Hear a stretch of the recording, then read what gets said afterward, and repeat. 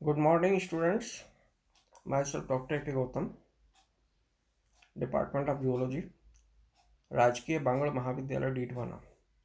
जैसा कि आपको ज्ञात है, मैं इन दिनों बीएससी फर्स्ट ईयर जूलॉजी के लिए थर्ड पेपर डेवलपमेंटल बायोलॉजी के अंतर्गत डेवलपमेंट ऑफ फ्रॉग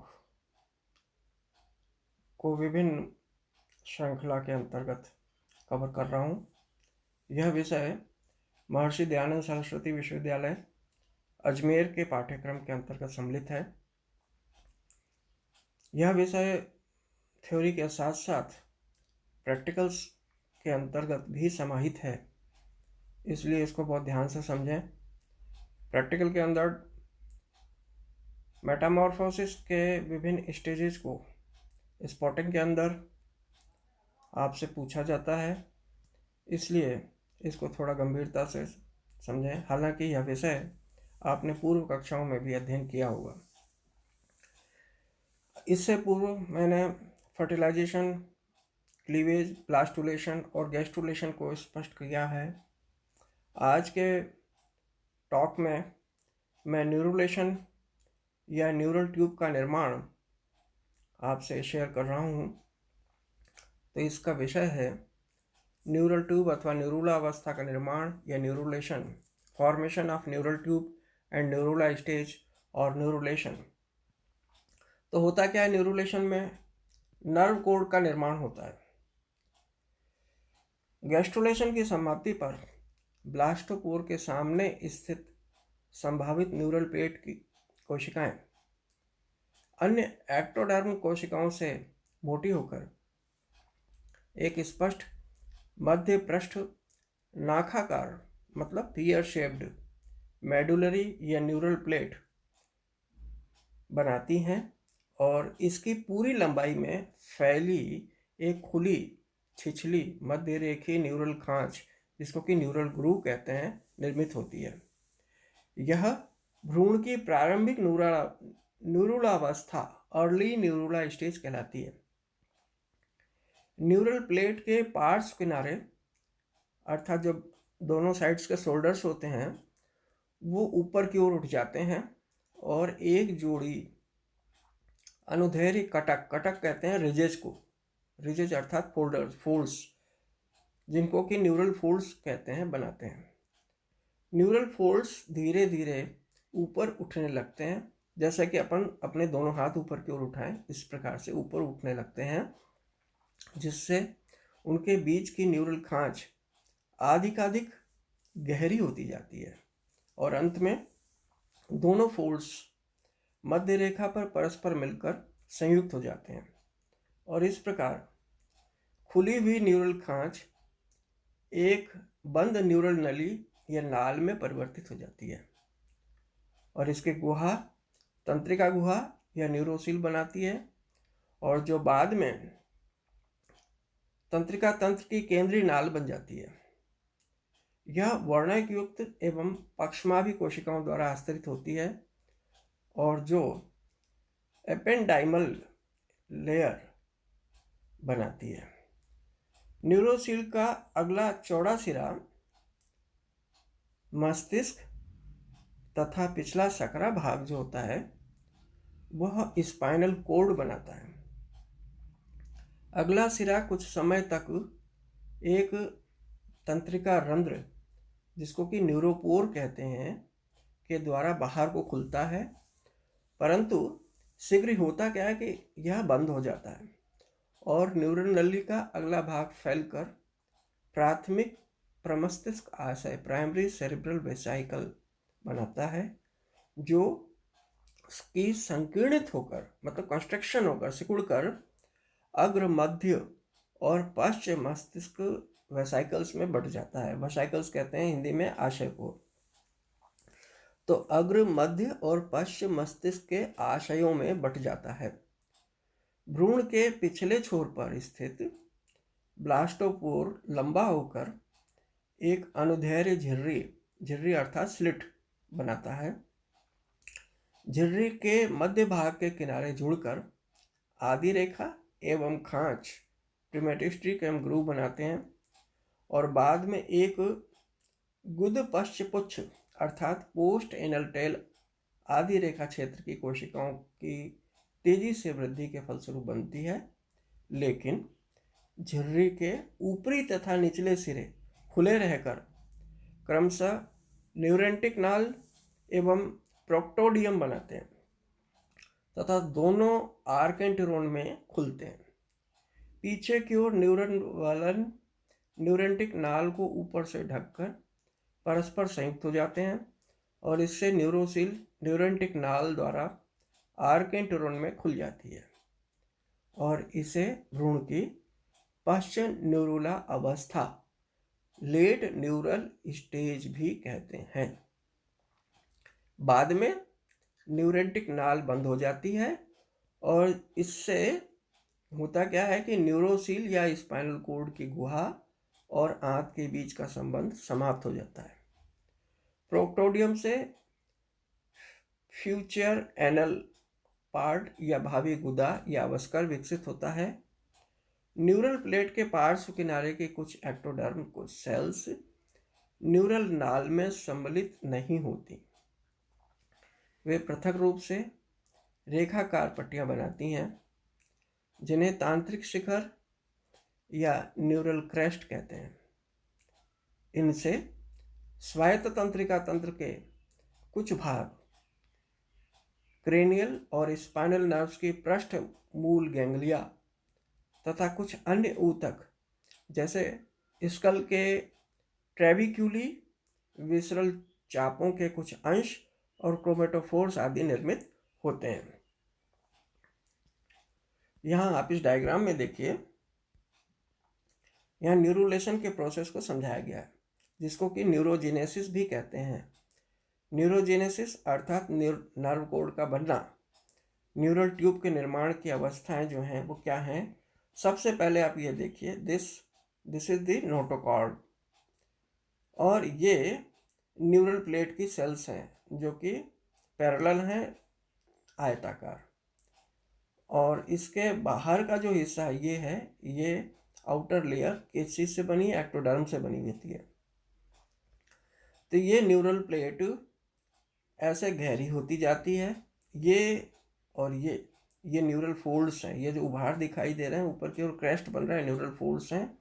ये एक्टोडर्म अंदर की ओर धंस जाती है और अब आप ये देखिए ट्यूब सी बनने लग गई है, ये न्यूरल कैनाल कहलाती है।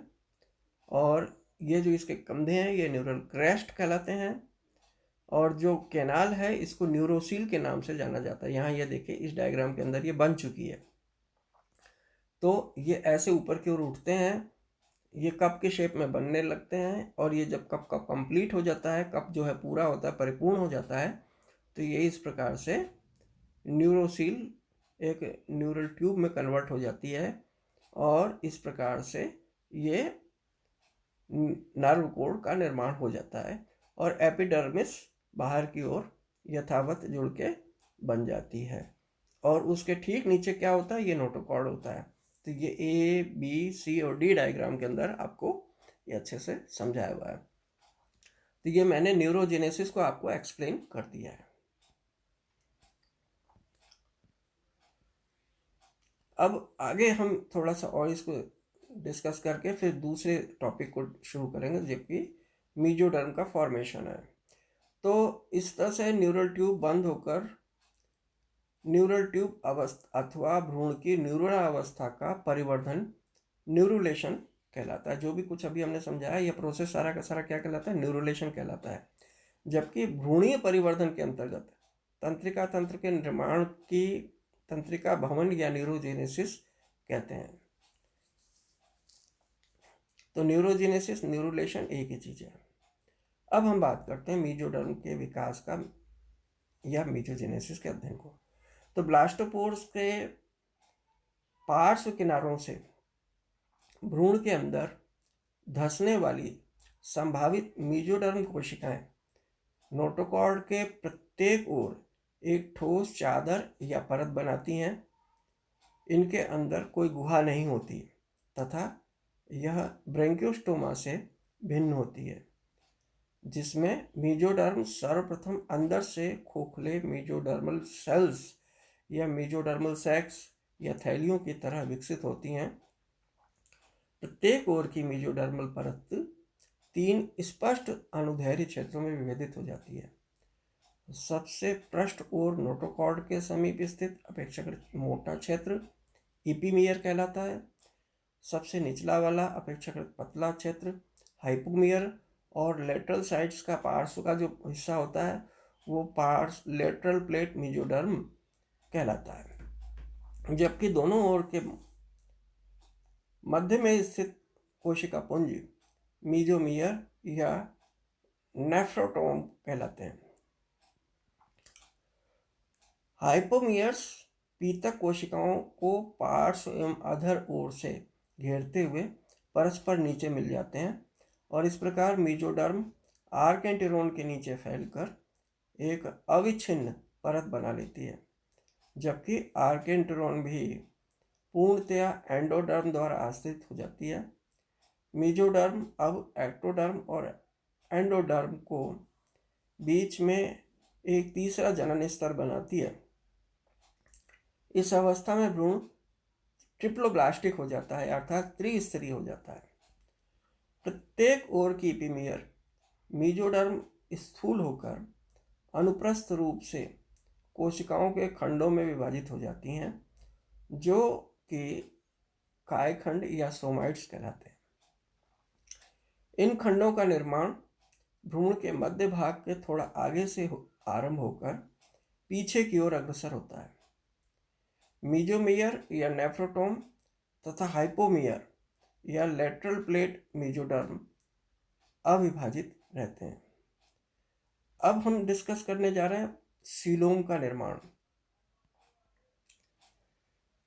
तो फॉर्मेशन ऑफ सीलोम कैसे होता है? लेटरल मेसोडर्म प्लेट या हाइपोमियर के फटने से। सीलोम का हमेशा निर्माण कैसे होता है? मेसोडर्म के स्प्लिटिंग से होता है, फटने से होता है, विपाटन से होता है। तो लेटरल मेसोडर्म प्लेट या हाइपोमियर के फटने से 2 परतें बनती हैं, 2 लेयर्स बनती हैं। बाहरी लेयर सोमेटिक और या भित्ति स्तर भी कहते हैं, पैराइटल लेयर भी कहते हैं, एक्टोडर्म के ठीक नीचे स्थित होती है, तथा भीतरी जो कि आंतरांग या विसरल या स्प्लैक्निक भी कहते हैं, स्प्लैक्निक लेयर बनती है जो कि आर्केंटेरोन से चिपकी रहती है। दोनों लेयर्स के बीच एक गुहा बन जाती है जिसे स्प्लैक्नोसील कहते हैं, और ये जो गुहा होती है, ये जो प्रगुहा या सीलोम की शुरुआत है, यह नीचे की ओर फैलकर आंत्र के नीचे दूसरी ओर की गुहा से मिल जाती है तथा सेक्शन में यू के समान दिखाई देती है। इस प्रकार मेंढक की सीलोम एक दीर्ण गुहा या साइजोसील है जो मेसोडर्म के फटने से निर्मित होती है। इसके विपरीत ब्रैंकियोस्टोमा की जो सीलोम होती है एक आंत्र गुहा या एंट्रोसील है जो कि भ्रूण के आर्केंटेरोन से उत्पन्न होती है।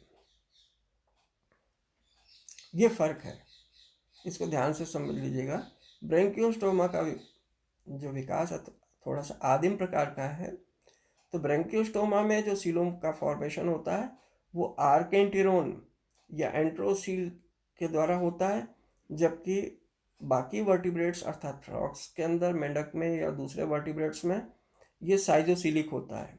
तो साइजोसिलिक और एंट्रोसिलिक सीलोम में ये फर्क बहुत जरूरी है जानना। कायिक या सोमेटिक स्तर या एक्टोडर्म के संयुक्त होने से काय स्तर या सोमेटोप्लूर या देहभित्ति बनती है, जबकि आंतरिंगीय या विसरल स्तर तथा एंडोडर्म संयुक्त होकर आंतरभित्री अंतर स्तर या स्प्लैक्नोफ्लूर बनाती हैं। हाइपोमियर्स की स्प्लैक्नोसील गुहाएं पेरिटोनियम से आश्रित होकर सामान्य देह गुहा या परिअंतरांग गुहा या पेरिविसरल सीलोम बनाती हैं, और इसका आगे की ओर प्रस्तारित भाग हृदय के चारों ओर दोहरी भित्ति सहित पेरिकार्डियल गुहा बनाता है। प्रत्येक मेसोडर्मल कायखंड या सोमाइट्स में मायोसिल नामक एक संकीर्ण गुहा प्रकट होती है। स्वयं सोमाइट 3 भागों में बढ़ जाते हैं। बाह्य पतले डर्मेटोम से त्वचा की डर्मिस बन जाती है। मध्य का मोटा मायोटोम जो होता है वो शरीर की रेखित पेशियां बनाता है। रेखित पेशियां क्या होती हैं? ऐच्छिक पेशियां होती हैं। और मायोटोम और नोटोकॉर्ड के बीच स्थित स्क्लेरोटोम से कशेरुकदंड का फॉर्मेशन होता है। मायोसिल्स वयस्क की सीलों के निर्माण में भाग नहीं लेती और शीघ्र ही तुरोहित हो जाती हैं, अर्थात डिजेनरेट हो जाती हैं। मीजोमियर्स या नेफ्रोटोम्स किडनी का निर्माण करते हैं, वृक्कों का निर्माण करते हैं, जिनकी गुहाएं या नेफ्रोसिल्स उत्सर्जी नलिकाओं एवं वाहिनियों के रूप में स्थायी बनी रहती हैं, जो कि इस कारण प्रगुहीय मूल की होती हैं। प्रगुहीय मूल का मतलब होता है सिलोमिक ओरिजिन की होती हैं। अब अगली अवस्था की हम बात करते हैं, न्यूरुला पश्च या स्फुटन पूर्व भ्रूण, पोस्ट न्यूरुल या प्री हैचिंग एम्ब्रियो, अर्थात अंडे के प्रस्फुटन से पहले का भ्रूण कैसा होता है वो समझना है, या हम इसको यूँ कह सकते हैं न्यूरुला के बाद की अवस्था। न्यूरुला के बनते समय ही भ्रूण लंबाई में बढ़ने लगता है और इसके अग्र छोर के समीप प्रत्येक ओर एक चपटा सतही उभार या क्लोमपट या गिल प्लेट बन जाती है। न्यूरुला के देखिए इस डायग्राम के अंदर हम आपको समझाएंगे।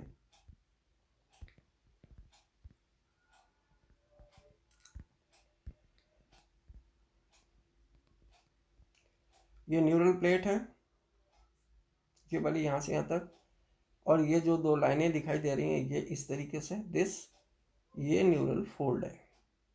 ये एंटीरियर पार्ट है इसका और इधर का पोस्टीरियर पार्ट है।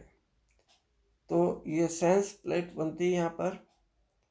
ये इसी तरीके से ये feature of anus, future anus यहाँ पर बनता है इस जगह पर, और प्रोक्टोडियम बनती है। न्यूरल फोल्ड्स यहाँ फॉर्म हो रहे हैं। ये न्यूरल प्लेट है और ये न्यूरल फोल्ड्स हैं, ये वी के शेप में। ये इसका न्यूरुला का टीएस है। ये न्यूरल प्लेट है, ये 2 कंधे जैसे उभार हैं, न्यूरल फोल्ड हैं। ये बीच के अंदर एंडोडर्म बन गई है, एंडोडर्म के अंदर आंत बन जाती है। काले रंग की जो दिखाई हुई मेसोडर्म है, और जो रेखित दिखाई हुई बाहर की लेयर है ये एक्टोडर्म है। तो इस तरीके से ये प्रोसेस संपन्न होता है, ABC डायग्राम के अंदर दिखाया है। उसके बाद में क्या होता है कि ये जो फ्रॉग है इसमें ये मायोटोम्स बनते हैं, देहखंड बनते हैं।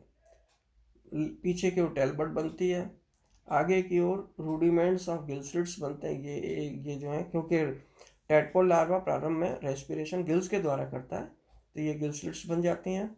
ये रूडिमेंट्स ऑफ स्टमक हैं इसके यहाँ पर। तो ये इस डायग्राम में ये चीज़ समझ में आ रही, रूडिमेंट्स ऑफ प्रोक्टोडियम है ये। और इस डायग्राम के अंदर आप देखिए ये इसी का पैलेस है, जिसके अंदर यहाँ फोरगट है, ये फोरब्रेन बनता है। ये न्यूरल ट्यूब आगे की ओर अग्रसित होकर के और बंद होकर के ब्रेन बनाती है, जो कि फोरब्रेन बनाता है। फिर उसके पीछे का हिस्सा मिड ब्रेन बन जाता है, उसके पीछे का हिस्सा स्पाइनल कॉर्ड बन जाती है, ये न्यूरल कैनाल बन जाती है, और बाहर की ओर एक्टोडर्म है। तो इस तरीके से ये यहाँ पर एनल अपर्चर बन जाता है। और इसके अंदर आप ये देखिए, ये जो बीच नीचे दिखाई ये नोटोकॉर्ड है जहाँ मैं मार्क कर रहा हूँ, इसके ऊपर ये न्यूरल कैनाल है और बीच में खाली जो जगह न्यूरल ट्यूब है, और ये आंत है, ये दिस। तो इस तरीके से नोटोकॉर्ड यहाँ है, न्यूरल ट्यूब यहाँ है, और ये ब्लड वेसल्स हैं, ये डोर्सल एओर्टा है। तो ये इस तरीके से ये इसका फॉर्मेशन होता है। खास इंपॉर्टेंट चीज़ जो थी मैंने आपको ये ध्यान दिलाई है। इसी तरीके से ये अभी टेल बड बन जाती है, गिल अपर्चर्स हैं, ये गिल स्लिट्स हैं, गिल क्लैप्स हैं, और ये प्रोक्टोडियम बन जाता है। और अब आप इस डायग्राम के अंदर आप देखिए कि मायोटोम्स हैं, ये टेल बड है, ये रूडिमेंट्स ऑफ स्टोमोडियम है, ये शक्कर हैं जो कि लार्वा को किसी पत्ती से चिपकने में हेल्प करते हैं, और ये रूडिमेंट्स ऑफ प्रोक्टोडियम है जो कि एनस में परिवर्तित हो जाती है लास्ट में। तो ये डेवलपमेंट है। इसके बाद में होता क्या है कि पूर्ण बनने की शीघ्र पश्चात गुदपथ या प्रोक्टोडियल गर्त के ऊपर एक छोटा सा पार्श्व पृष्ठ उभार बनता है जिसे टेलबर्ड कहते हैं। यह पीछे की ओर बढ़कर एक पार्श्व गुद पृष्ठ बनाता है जो कि भ्रूण में अब सिर, धड़ और पूंछ से स्पष्ट दिखाई देता है। प्रत्येक रोक्लाउम पृष्ठ या गिल प्लेट के ऊपर दृष्टिगोचर 3 कटक के रूप में दिखाई देता है। इसके बाद का अगले लेक्चर में डिस्कस करूंगा। Thank you very much. तो ये जो है न्यूरल ट्यूब बनने तक, मेसोडर्म बनने तक, मायोटोम्स बनने तक, गिल क्लेफ्ट्स बनने तक की फ्रॉग के डेवलपमेंट की अवस्था अभी मैंने एक्सप्लेन किया आपको। ध्यान से सुनने के लिए, समझने के लिए बहुत बहुत धन्यवाद।